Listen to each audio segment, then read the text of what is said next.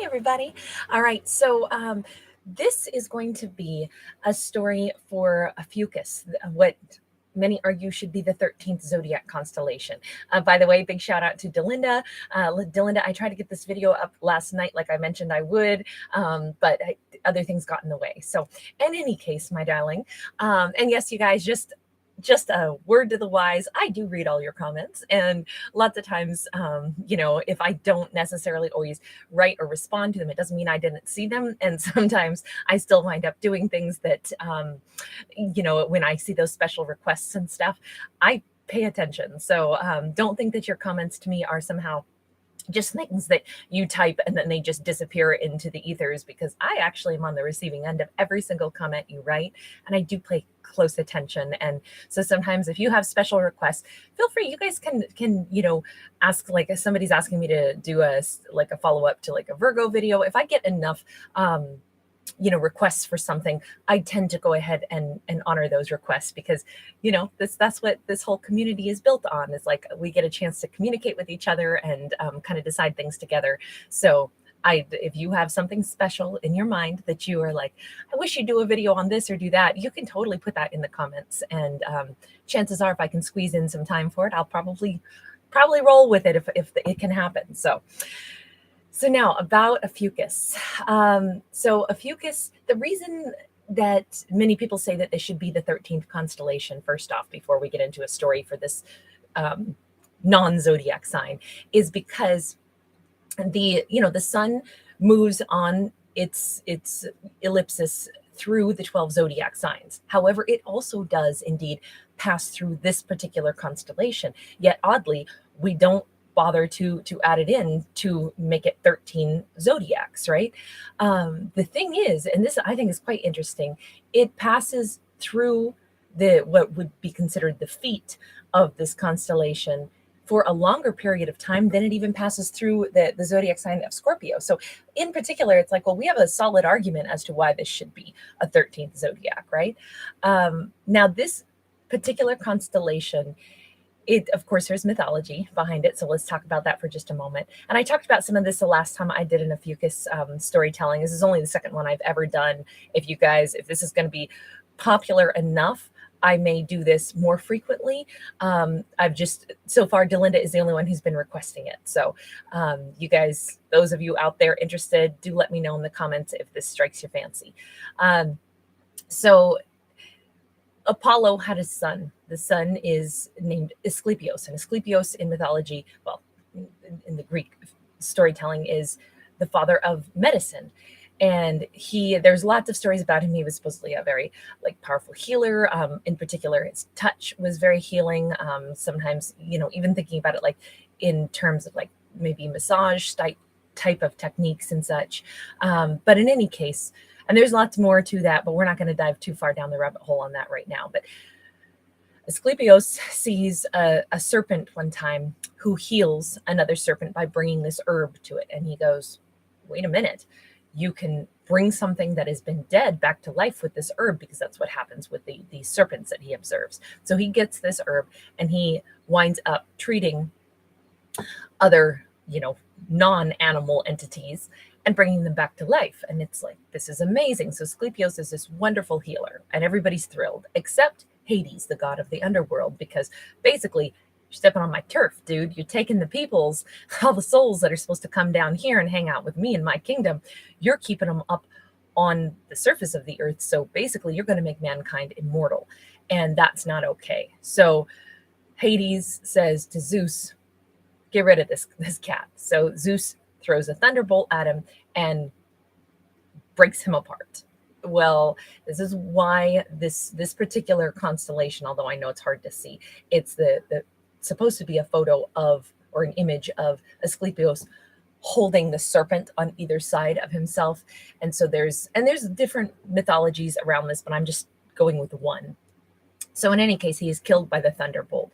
Well, Apollo is so incredibly distressed that his son has been killed by Zeus, that he actually goes out on a bit of a rampage, and he kills one of the Cyclopses who creates Zeus's thunderbolts. And Zeus is like, whoa, man, whoa, sorry about that. We'll put your son up in the night sky. And so that's how we wind up with Asclepios the serpent holder up in the night sky.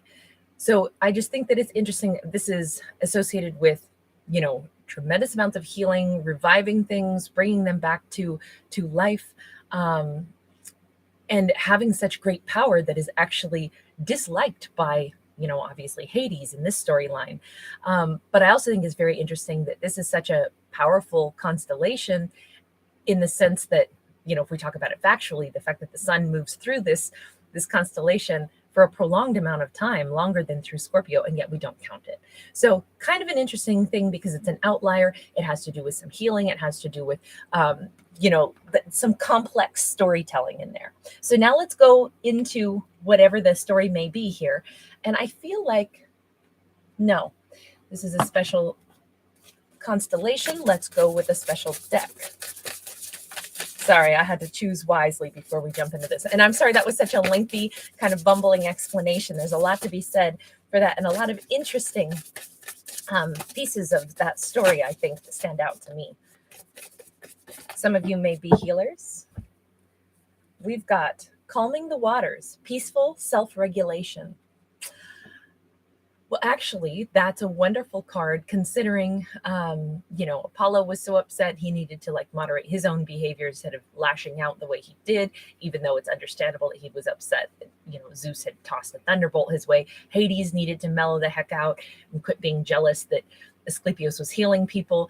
There's, and how I said Asclepius was also known to have healing hands, and touch might have been important. So massage and such.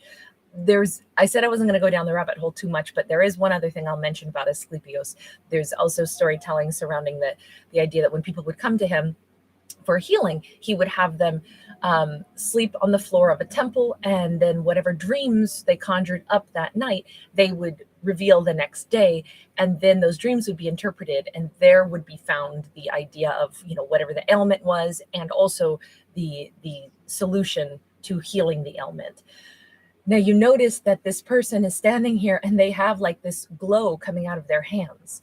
So when we say calming the waters, obviously we are mostly water, right? So is our planet. This is a pretty interesting situation, isn't it? That someone is able to perhaps calm the waters within them, but they may also be able to help calm waters within others. This could be truly speaking of a healer. This could also be saying, healer, heal thyself right now as well, if I could speak properly. Or it could even be, we could think of this in two ways. Either she's emitting this, or she's actually welcoming this energy to come into her. So is somebody right now looking for an opportunity to bring healing energy into themselves? Also, now granted, I used one of the decks where there is some prominence with moon, obviously with full moons anyway, but we just came through the buck moon, which was the full moon, and it was a super moon. And it's interesting because she's got these buck antlers. It's a feminine standing here with male antlers on her head. So I just have to say there could be something very powerful right now about an individual. By the way, this is card number 3. Very powerful about someone who is able to, maybe a divine feminine, really getting in touch with their masculine energy and really using their sense of power to heal themselves in order to then be able to heal and cooperate with others. 3 is a number that I usually think of as cooperative, collaborative. Also, in its own way, it is a balanced number. Let me get one more here and then we'll move on. Bright heart light, open connections. I'm telling you, this is all about somebody very heart healing. There is still something about calming the waters within, but I feel like first someone is wise enough to say, whoa, I need to center myself, ground myself, cleanse myself. Someone may be really interested right now in, spending time around water, by water. Oh, I'll have to share a photo that I just took of a wonderful creek that I was by yesterday with my dog when I took him out. So peaceful, so beautiful. If I can find the time, maybe I'll turn it into a thumbnail today and use it for this video. But this bright heart light, this is someone, you notice how they're picking up energy now, and I would say that they're holding it against their own heart first. You know how we have to heal ourselves before we can, really feel calm enough to move forward and to then help others? I think somebody went through possibly a major heartbreak, something that rattled them badly, something where they said, I need to heal me. I'm always healing others. I feel like we may be talking about a character right now where perhaps they're in a healing profession. They're always working on others. Yes, maybe they do Reiki, maybe they do massage, or maybe it's something totally different. You could work in a Kinko's. It doesn't matter. You're still helpful. Your energy that you give off to others, doesn't matter what you do, you tend to be helpful to others. When we're depleted and we're dealing with our own heartbreak, sometimes it's really good to say, okay, there are moments where I have to allow myself space to cry, space to take care of me. Maybe somebody's going to take a day off, mental health day, rest, heal, cleanse, go to the lake, go to the ocean, go be around water, sit in their backyard with their feet in the sprinkler, whatever it may be, because there's something about I need to pull positive energy. And I want to say something, there's this sense of osmosis here, the movement of water across a semi-permeable membrane. There's something here that energy, they know that when they absorb negative energy or they're filled with their own heartbreak, that is like polluted water. And it's like, no, I need to bring clean water in and let those pollutants basically get balanced again inside of me. So we've got someone, so now I'm talking more about chemistry, right? Whoever this is, if they're in a healing industry, maybe it's something to do with chemistry, biology, those kinds of ideas. And they look at the flow of energy the same way they would look at it from a hard science viewpoint. But still, we're dealing with somebody who is extremely sensitive to their own inner harmony, inner balance when it comes to emotions and energy flow. They know it's time to heal themselves. So somebody got wounded. Somebody got really hurt by something, and they are wise enough to say, I can't walk around off kilter. I can't walk around with pollution in my energy field. And in this case, I would say it's the pollution of a hurt heart.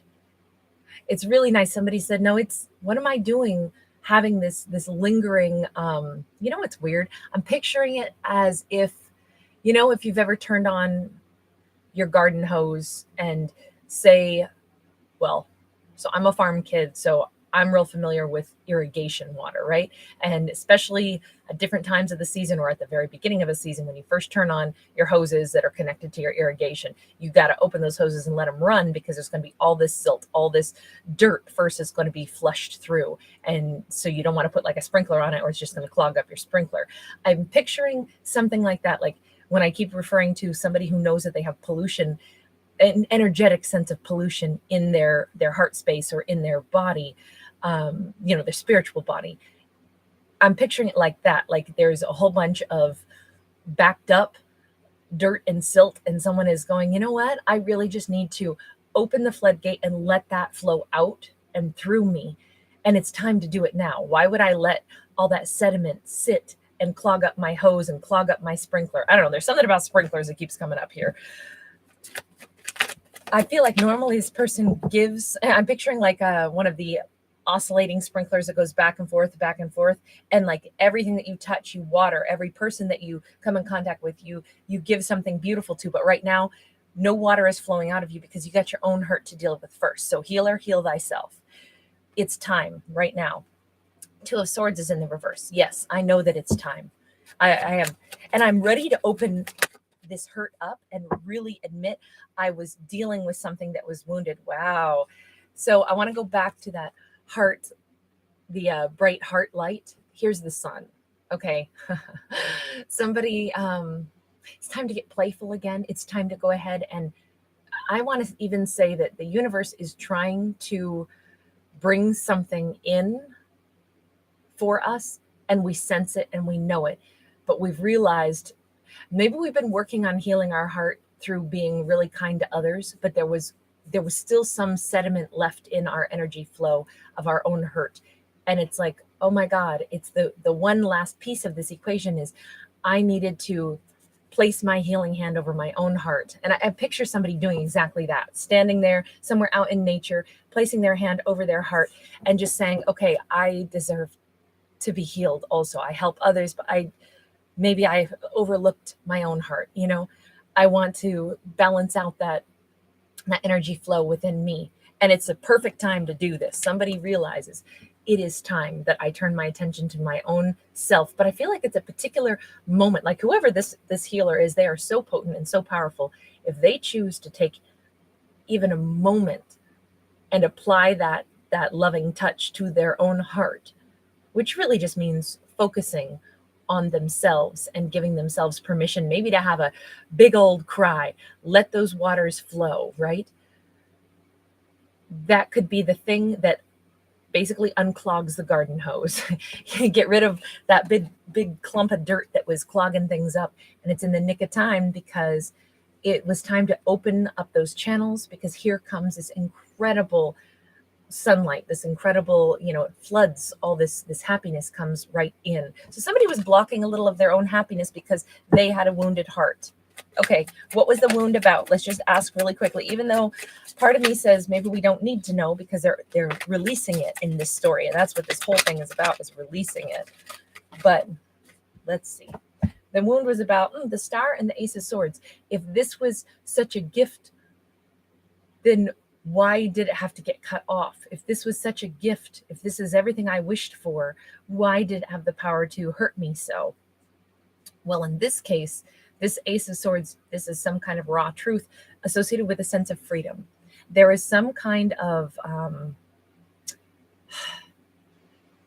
the thing that broke somebody's heart, the thing that they've been hurting over, it maybe an Aquarius, but there was an experience somebody had where they said, this is everything I've dreamed of.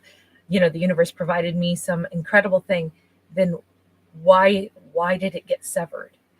In this case, it was to free this individual. Free from what, though? Why was somebody freed from the thing that they thought they wanted? I mean, it may be because this, the Chariot, Cancerian energy. I was going to say it may be because this Star card is about healing as well. Sometimes things get brought into our lives not for the purpose we thought it was coming in for. This may have been a situation where it was like, I've always dreamed of whatever it was, having this perfect job, and then the company shuts down just 1 year after I get it. Or I've always wanted to move to this location, and then it turns out the economy, it sucks, and it's like I can't afford to live here anymore. Or I found this perfect romantic partner, and then we end and we're not coming back together. How could the universe be so cruel as to do this? So somebody's healing from the sensation of, universe, why would you have given me the thing I wished for more than anything, only to then remove it out of my life? And the universe's answer is, darling, it's to set you free. It's because you are meant for greater things. You're nowhere near the level of happiness that you're going to have. You were aiming too low. I brought you what you wanted. I gave you a chance to experience it. And then even having it disappear out of your life, yes, I know it cracked something. I know it broke something. But in doing so, you had to turn your attention to healing yourself. And that might have been a key component. Healer, you have to heal yourself. You deserve more than what you've been asking for. You give so much to others. You give so much outside of yourself that you forget to put yourself on the list of people that deserves your attention. So on one hand, I got you to focus. And by the way, Cancerian energy here on this Chariot, the Chariot is all about inner balance as much as it is about physically moving forward. There was an imbalance. A healer kept healing everybody outside of themselves. And then the thing that they thought was just right for them, it was like, darling, no, maybe it was too much in active service. Maybe you were too focused on healing others and you got so much joy out of that. But now that career path has been taken away for a reason. It was to set you free so you could truly get balanced for something where you go, wait a second, I did have pleasure in healing others because I like to do that. But what about me? The universe was saying, no, there's more for you. It's almost like a reward for all the good work you've done. But at the same time, this person, all they can see is like, why was that taken from me? I really liked that. And the universe was like, yeah, but you liked it for the wrong reason. You liked pouring your energy into something, but I want you to pour some energy into you as well. Very interesting story. Very interesting story. Okay, so the sun is here. Tell me about this happiness. Tell me about this amazing gift that the universe has been like, baby, I want you to have this. I want you to have this. Could be a Leo energy. Could be an Aries energy. We've got an emperor. And all of a sudden, anything that we this is probably a more complicated storyline, okay? Because of that Five of Cups, that mermaid, someone is pining badly over what they've lost. And it's not our lead character. Our lead character ends up, if this is about the best career ever and we become our own boss, or we fall in love with the person that is truly who the universe wanted us to be able to have, someone that we weren't trying to heal and fix, someone who wasn't broken. The universe was like, darling, the reason I took that relationship away from you is because you said that you were happy, but your relationship was one-sided. It consisted of you healing this person every day, spending all your energy on them. That's not really a balanced relationship. There is somebody who is powerful just like you up ahead for you. So let's get this other person out of your energy flow. Let's remove them out of let's get them out of the way, because this is what is coming in for you. Now, will that person who we're kind of getting out of your system, will they probably have a lot of regrets that they lost you? Yes, because you were a 1 in a million. You were the mermaid. You were the mythical creature. You were the person that they can't even believe they ever had a chance to be with. But unfortunately, if they never give anything in return, then that's why they're going to have to miss you. The thing is, it's more like you're not going to have to hear them say all of this. It's more like you'll understand that anyway. So for Ophiuchus is headed for a reward that's way bigger than what they thought they were already satisfied with. But it's so interesting that they first almost had to go through a heartbreak, and even being frustrated, like, universe, why'd you take that away from me? I was happy doing that. The universe is like, well, because if your entire life was just focused on healing somebody else, working to give everything you've got to others, I know you were satisfied, but did you stop and say, but what am I receiving? Because I really want you to receive. So I'm taking something away only to return something much better to you, something you've actually earned, something you actually deserve.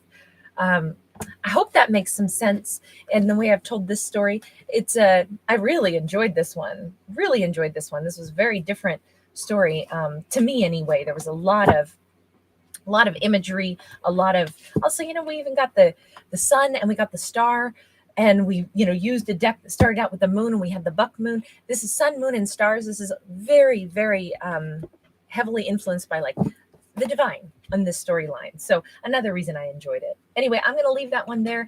As always, guys, these are fictional stories about fictional characters. So have fun with these. Don't take them serious, though. I can't tell you anything real about your life. I'm not a psychic. So I hope you enjoy my storytelling for what it is. It is just that. It's storytelling. All right, you guys, take care. Bye for now.